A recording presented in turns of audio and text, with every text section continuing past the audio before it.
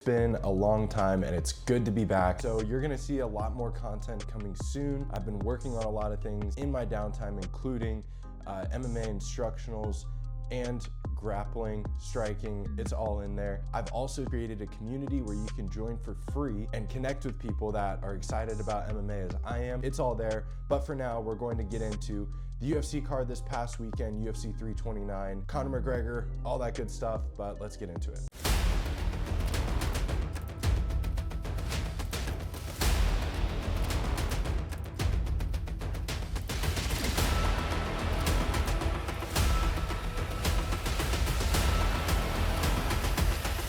Okay, so we're just gonna take a look at the main cards, starting off with King Green versus Terrence McKinney.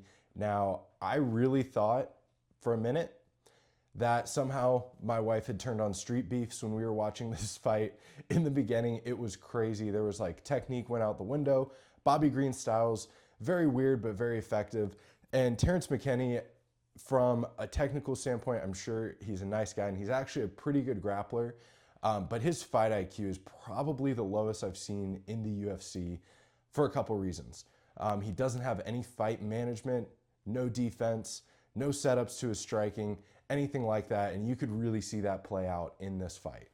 Bobby Green kind of just weathered the storm. Terrence McKinney, like I said, since his fight IQ isn't the best, he does make super exciting fights because his style is pretty much, I'm going to knock you out or I'm going to get knocked out or finished, trying to do that within the first 90 seconds. That's pretty much how he fights, which has worked for him. He gets a lot of fights in the UFC and he puts on exciting fights. But Bobby Green just kind of showed that veteran presence, weathering the storm. He did have to weather a storm because McKinney does put a lot of output. But it was overall a pretty good fight and just a wild one to be fair. But won't touch too much more on that one. I do think the stoppage was fine. I think McKinney was gassed anyways. Next up, we had Brandon Royval and Lonnie Kavanaugh.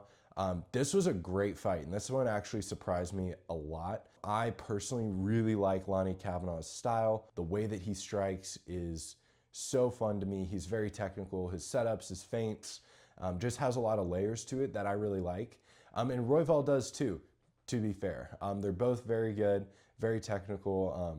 One of the things that I've noticed that Royval does when he strikes, when he's at his best, he's at his long range, kind of jabbing, leg kicking, staying kind of at distance. I've noticed when he flurries, he'll kind of charge in and blitz and bring his chin up in the air.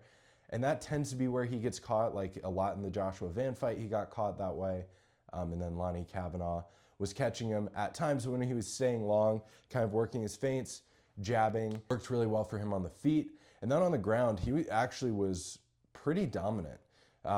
He's a very good grappler and, you know, it really showed here, but just a great fight, just a lot of back and forth moments. He had to weather some real adversity, including right before he got the finish, being dropped and then, you know, initiating the scrambles. So just really, really a great fight. Probably like my favorite fight of the night to watch. We're going to talk about the fight that made me probably the most sad of the whole night. And that was Corey Sandhagen versus Mario Bautista. For those of you that don't know, Corey Sandhagen is my personal favorite guy in the UFC to watch right now. I've copied and taken a bunch of techniques from his style. I just love the way he fights, the way he approaches the game. And so I've taken a lot of his concepts that he does in his fights and applied it to my own personal game just because I love it so much. He also just seems like a genuinely good dude and an easy guy to root for. So I always root for Corey anytime he fights. And like I said, just a huge, huge fan of his style. So this one was pretty tough to watch. I mean, him blowing out his knee at the end of the first round. Granted, Bautista did kind of initiate that, but the fact that Corey was able to come back, win the second round, in my opinion, my very biased opinion, with, you know, one leg is really impressive. And then also, you know, just hanging in there through the third. I think that's kind of been the big knock on Bautista, and I'm not going to try and downplay it too much just because my own bias towards really liking Corey and really rooting for him. But Bautista is very good. He's very well-rounded. In my opinion, he kind of got a little bit lucky in this fight that Corey, you know, was able to, that he got hurt and then Bautista couldn't get the finish because that's just how good Corey is. And even losing the second round to him, But that being said, definitely he's a tough guy. He's a tough out for anybody. Just kind of sad to see how this went down, because I would have liked to have seen this fight play out over the rounds with both of these guys like at the top of their games, and I feel like we got kind of robbed of that. Now we're going to talk about the co-main event. This fight was, I didn't know what to expect. So both of these guys are pretty good grapplers. I feel like both of them have some holes in their striking game. So I was curious to see how this would play out. I feel like Paddy definitely has an elite submission game. Benoit is a good grappler in his own right, might have had a little bit of advantage in the wrestling, but Paddy executed this fight perfectly. Now, Benoit kind of pressing, forcing a takedown. I believe in MMA, forcing the takedown is never a good idea, as opposed to just taking advantage of it when the opportunity appears. But that being said, especially like against a guy with Paddy who has, the next gen MMA, great jiu-jitsu program. Their, I guess, head coach, founder, Chris Brennan, actually runs our jiu-jitsu school at Syndicate MMA right now, and his stuff is incredible. So it's not really a surprise to me that Paddy's grappling is so good. I'm kind of surprised that Benoit just kind of shot when I feel like he didn't need to just yet.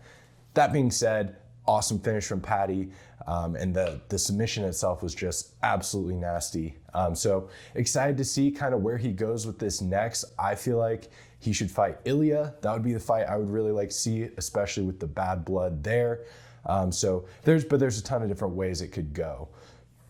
But overall, great fight, great performance from Paddy, and look forward to seeing Benoit come back. He's always brings the intensity and just kind of has this vibe in his fights where like he just carries himself in a way. He's very calm, but just fights like an absolute maniac, and you definitely know he's killed people. So that just brings an added level of intensity. But great fight here. Now we'll get into the main event. This was actually, obviously a huge bummer, kind of took the wind out of the sails for the whole event. One of the things that I am frustrated at, obviously with McGregor, we didn't know what to expect. I was hopeful that he would come back in a big way. But when you're off for 5 years, like why is the first technique that we come out gonna be a jumping switch kick? Conor, if you look back at all of his other fights, does start out pretty hot.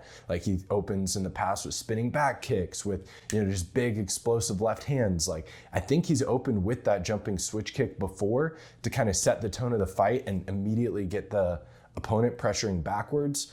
But that being said, was that particular choice, especially seeing they were practicing it in the locker room, was that the best idea? I don't think so. I would have liked to have seen him just kind of settle into the fight even for a minute before we start throwing like jumping, spinning shit, but that's just me. I'm really bummed for this for Conor. I just wanted to see what it would look like. Obviously it doesn't take anything away from Max other than just the opportunity to show what he's been working on. Not a ton to go off of here. I do think that people saying that like he just showed up, did this for the paycheck and all that's pretty silly. Conor seemed like the reason he's coming back is because he misses competing. He wants to compete. Like I know for myself, if I take 2 weeks off of training, I miss this so much and I just want to get back in the gym as soon as possible. So I can't imagine taking like 5 years off away from the sport. And if you really love something, like you want to do that thing, right? And obviously he's had his ups and downs. But I don't feel like Conor just showed up and tried to throw it in. I do think he pushed himself maybe a little too hard in the fight out of the gate. And then also too, it was just a freak injury. Things happen, which really suck. And it was really deflating to what could have been an epic moment no matter what happened in the fight.